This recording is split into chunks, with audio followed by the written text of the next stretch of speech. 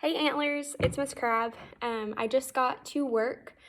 As you can tell, I woke up like 30 minutes ago from the bags under my eyes. But I'm sitting here in my classroom all lonesome, and it definitely feels different compared to the usual chattiness going on in here. Miss you guys. But on my way to work this morning, I was sitting at a red light thinking, pondering about life and you guys, and how could I get you guys more excited to read? How could I broaden your reading horizons? And get you to pick up a book that you typically wouldn't pick up? How could I get you to read a different genre maybe than you're used to, or a different author that you've never read a book from? And a light bulb went off in my head, and I got the idea that it'd be kind of fun to give you a sneak peek of a book every Friday and call it First Chapter Friday. So what this would consist of is I'll be reading the first chapter of a book and just giving you a little sneak peek to it. And then you can decide after the first chapter if you want to keep reading it yourself. So I'll be picking a book from my reading shelf for the time being. And if it's something that's kind of intriguing to you after I've read the first chapter, you can always come to class and pick it up yourself and read the rest of it. At some point, I'd really like to be able to pick books from the library, but the library's not open yet. So at some point, I'll be pulling books out of the library to read because they have way more books than me. But I thought this would be kind of a fun way to just get you out of your norm and broaden your horizons a little bit. So the first book we're going to be reading this week is Wish by Barbara O'Connor.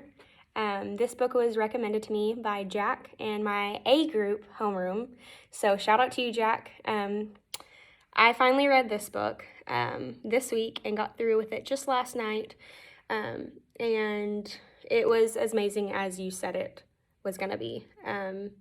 It has just the perfect amount of humor to get some good laughs out of you, but also it's mixed with those moments of just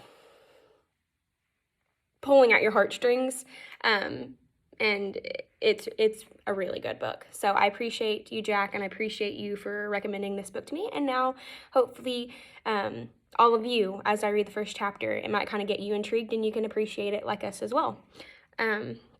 The genre of this book is realistic fiction, which should be nothing new to you. I mean, last week we read Miscellaneous, which was realistic fiction, and we went over that. So if you remember, realistic fiction is a real life set to fiction. So there's no fantasy or supernatural elements going on. It's not a true story, but it could happen. So it's about anything that can happen in life, whether it's good, bad, or anything in between. It has those real life aspects to it and could actually happen. So, Wish by Barbara O'Connor, realistic fiction here. Let's see if you guys like it and want to continue reading. Okay? With a little luck, you can get what you wish for. Alrighty, you guys. So, chapter 1. I looked down at the paper on my desk, the Getting to Know You paper. At the top, Miss Willoughby had written Charlemagne Reese. I put a big X over Charlemagne and wrote Charlie. My name is Charlie. Charlemagne is a dumb name for a girl, and I have told my mama that about a gazillion times. I looked around me at all the hillbilly kids doing math in their workbooks. My best friend Alvina told me they would be hillbilly kids. You will hate it in Colby, she said. There's just red dirt roads and hillbilly kids there. She had flipped her silky hair over her shoulder and added, I bet they eat squirrels. I glanced at the lunch boxes under the desk around me and wondered if there were any squirrel sandwiches in them. I looked back down at the paper in front of me. I was supposed to fill in all the stuff so my new teacher could get to know me. On the line beside describe your family, I wrote bad. What is your favorite school subject? None. List 3 of your favorite activities. Soccer, ballet, and fighting. 2 of those favorite activities were lies, but one was the truth. I am fond of fighting. My sister Jackie inherited Daddy's ink black hair, and I inherited his fiery red temper. If I had a nickel for every time I've heard the apple don't fall far from the tree, I'd be rich. Daddy fights so much that everybody calls him Scrappy. In fact, at this very moment, while I'm stuck here in Colby, North Carolina, surrounded by hillbilly kids, old Scrappy is back in Raleigh in the county jail again because of his fondness for fighting. And I don't need a crystal ball to know that this very minute, in our house in Raleigh, smack dab in the middle of the day, Mama is in bed with the curtains drawn and empty soda cans on the nightstand. She will stay in that bed the livelong day. If I was there, she wouldn't care one little bit if I went to school or stayed on the couch watching TV and eating cookies for lunch. But that's just the tip of the iceberg. That social services lady said when she rattled off a list of reasons why I was getting shipped off to this very sorry excuse for a town to live with two people I didn't even know. It's better to stay with kin, she told me. Gus and Bertha are kin. What kind of kin? I asked. She explained how Bertha is Mama's sister and Gus is her husband. She said they didn't have any kids and they were happy to take me in. Then how come Jackie gets to stay with Carol Lee? I asked about 1,000,000 times. Carol Lee is Jackie's best friend. She lives in a fancy brick house with a swimming pool. Her mama gets out of bed every morning and her daddy is not called Scrappy. So that lady told me again how Jackie was practically a grown-up and would be graduating from high school in a couple of months. When I pointed out that I was in 5th grade and not exactly a baby, she sighed and smiled a fake smile and said, "Charlie, you have to live with Gus and Bertha for a while."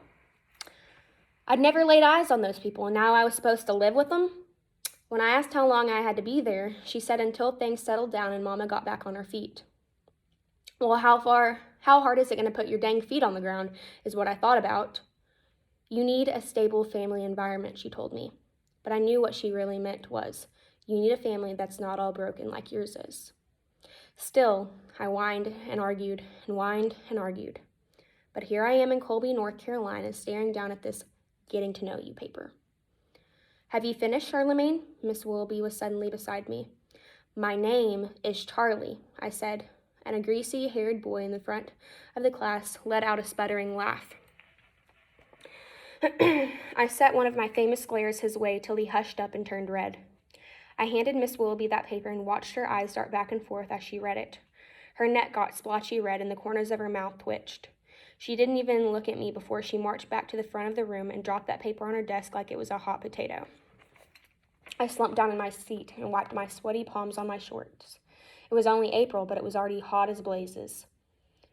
You want me to help you with that? The boy in front of me pointed at the math worksheet on my desk. He had red hair and wore ugly black glasses. No, I said. He shrugged and took a pencil out of his desk and headed up to the pencil sharpener.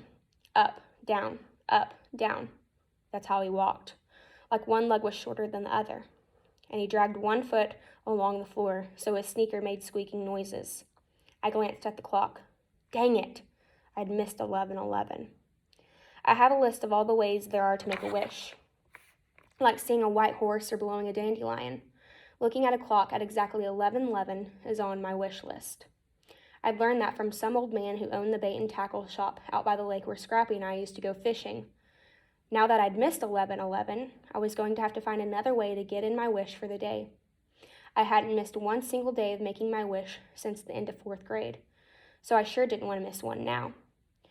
Then Miss Willoughby nodded toward that red-headed boy sharpening his pencil and said, "Howard, why don't you be Charlie's backpack buddy for a while?" Miss Willoughby explained that when a new kid comes to school, their backpack buddy shows them around and tells them the rules till they get settled. Howard grinned and said, "Yes, ma'am." And that was that. I had a backpack buddy, whether I wanted one or not. The rest of the afternoon creeped along so slow I couldn't hardly stand it. I stared out the window while kids took turns bragging about their social studies projects. A misty rain had begun to fall, and dark gray clouds hovered over the tops of the mountains in the distance. When the bell finally rang, I hightailed it out of there and headed for the bus. I hurried up the aisle and dropped into the last row. I kept my eyes on a piece of dried-up chewing gum stuck to the seat in front of me, while I sent laser thoughts zipping and zapping around the bus. Do not sit next to me. Do not sit next to me. Do not sit next to me. If I had to be stuck on a bus full of kids I didn't even know, I wanted to at least sit by myself. My laser thought seemed to be working, so I took my eyes off the gum and glanced out the window. That red-headed boy with the up-down walk was hurrying towards the bus, his backpack bouncing against him with every step. When he got on the bus, I quickly looked back at the gum and sent my laser thoughts out again. But that boy didn't waste a minute shuffling up the aisle and plopping himself right down next to me. Then he thrust his hand out and said, "Hey, I'm Howard Odom." He pushed his ugly black glasses and added, "Your backpack, buddy." Now what kind of kid shakes hands like that? No kid I ever knew. He kept his hand there and stared me down till I couldn't help myself. I shook hands with him. "Charlie Reese," I said. "Where you from?" "Raleigh." "Why are you here?" He sure was nosy, but I figured if I laid out the cold hard truth, that would shut him up, and maybe he wouldn't want to be my backpack buddy anymore. "My daddy's in jail, and my mama won't get out of bed," I said. Well, that boy didn't even blink an eye. "What's he in jail for?" "Fighting." "Why?" "What do you mean?" He wiped at his fogged-up glasses with the bottom of his t-shirt. His face was flush pink in the damp heat of the bus. "Why was he fighting?" he said. I shrugged. There was no telling why Scrappy was fighting. Besides, there were probably a bunch of other reasons he was in jail. But nobody ever tells me anything. "Gus and Bertha told my mama you were coming. They go to my church and I gave them a cat one time," Howard said. "A scrawny gray cat that was living up under my porch."